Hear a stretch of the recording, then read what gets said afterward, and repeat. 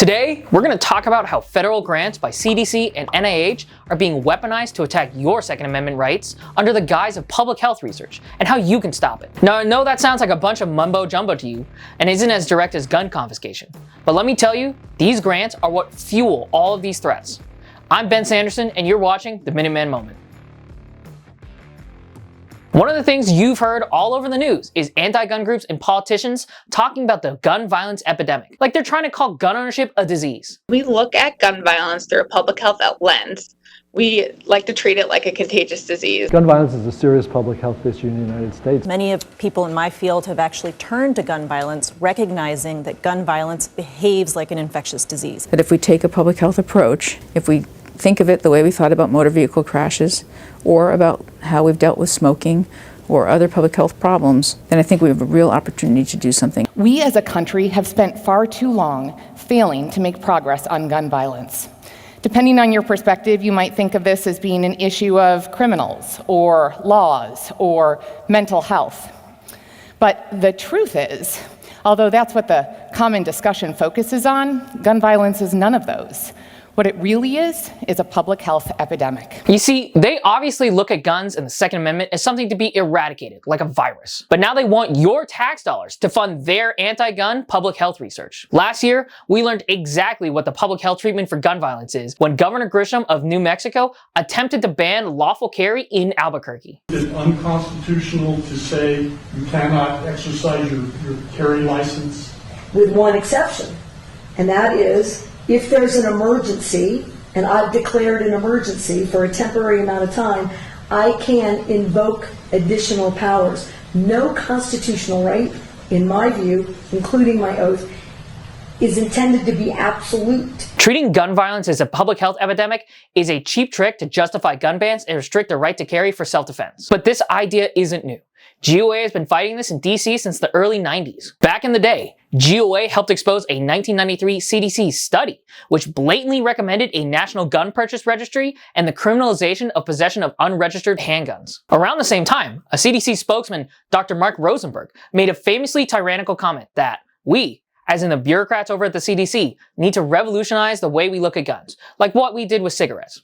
It used to be that smoking was a glamorous symbol. Cool, sexy, macho. Now it is dirty, deadly, and banned. This crazy statement led to the creation of the Dickey Amendment, which has been included in every government funding bill since 1994. It's very simple. All it says is, none of the funds made available in this title may be used in part or in whole to advocate or promote gun control. Seems pretty cut and dry, right? Well, today, the CDC interprets the Dickey Amendment language to mean that CDC's funds may not be spent on political action or other activities designed to affect the passage of specific federal, state, or local legislation intended to restrict or control the purchase or use of firearms. But of course, that interpretation allows the CDC to publish biased studies that support gun control. President Obama signed an executive order calling gun violence a serious public health issue and directed the CDC to fund research on gun violence causes and prevention. So the CDC spent $10 million to begin research on what the risk factors for having access to a gun, carrying a gun, or even having one in the home. During the Fix Nix debacle in 2018,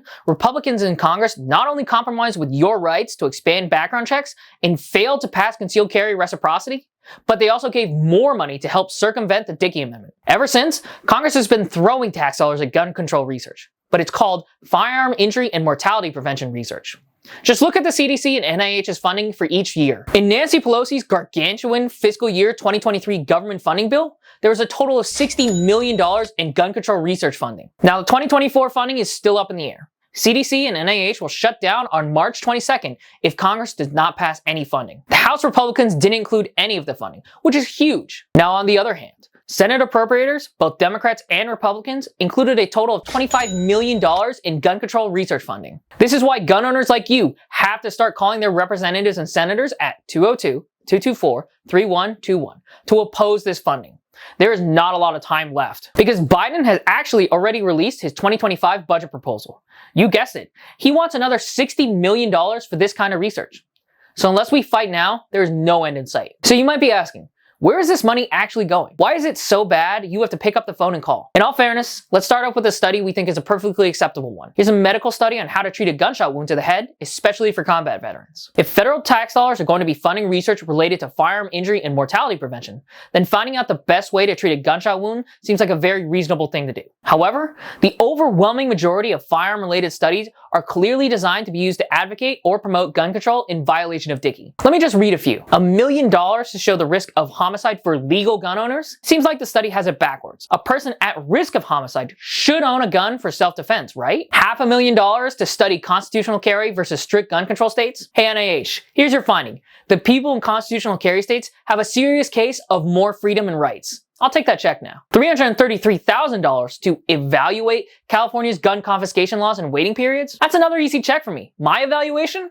A bunch of unconstitutional BS meant to restrict the liberty of Americans. $518,000 to promote enhanced background checks, insecure firearm storage, and gun confiscation laws in Michigan. Ah yes, that $500,000 will go great towards stopping the law-abiding citizens of Michigan, while they're also footing the bill for David Chipman's lucrative ShotSpotter contracts. $349,000 to see if state gun control laws reduce death. Man, all this money we could have saved the CDC if they just listened to us when we said gun control doesn't work. Doesn't matter on the state, local, or federal level. $2.1 million to take guns away from Asian Americans. Because apparently we can't be trusted with firearms? I think we should refer the government to the rooftop Koreans. They seem to stay pretty safe, especially when the government abandoned them. And finally, for one of the most egregious studies, $3.6 million for firearms retirement. AKA, the government thinks you're too old to have your rights. It's absolutely insane. It seems like the CDC is trying to copy the VA's homework when it comes to finding excuses to disarm Americans. Now, these are just some of the studies we found. There are plenty more of these anti-gun studies being funded right now. Pretty unbelievable, right?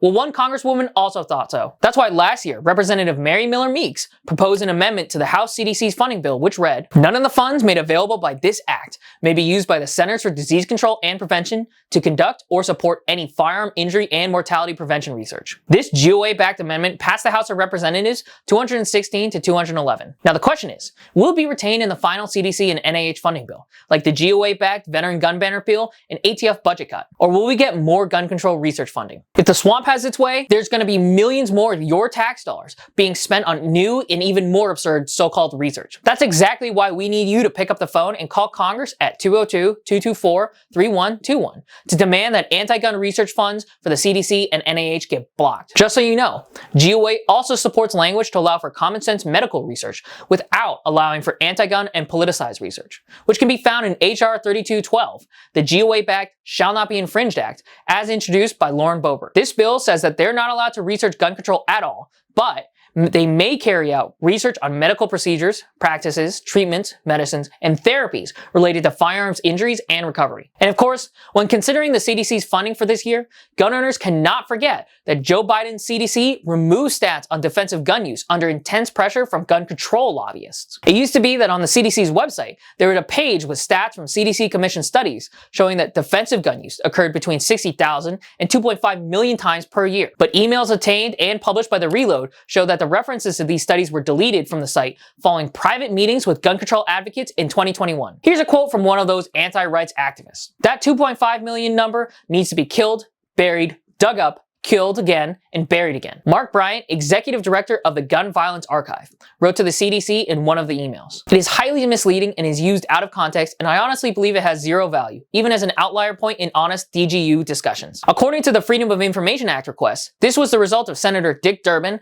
connecting gun control activists with White House staffers who then pressured CDC bureaucrats into taking down the self-defense statistics. CDC and NIH are absolutely out of control attacking your constitutional rights. They let the anti-gunners release their bias and unscientific reports which the anti-gun media runs with and allows politicians to promote and advocate for gun control on fake news. I hope you'll join the many GOA activists in picking up the phone, calling your congressmen and senators, and demanding that CDC and NIH gun control research funds get cut in the upcoming budget. Now thanks for watching. Be sure to like and subscribe to stay up to date with all the latest fights for your rights.